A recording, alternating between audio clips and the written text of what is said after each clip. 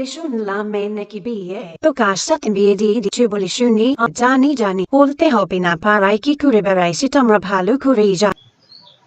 বলে ছেলে দেখতে দেখতে তো কম দেখুনি, শেষ পর্যন্ত এই বুড়া তাকে আলাম একটা সাথে হলো।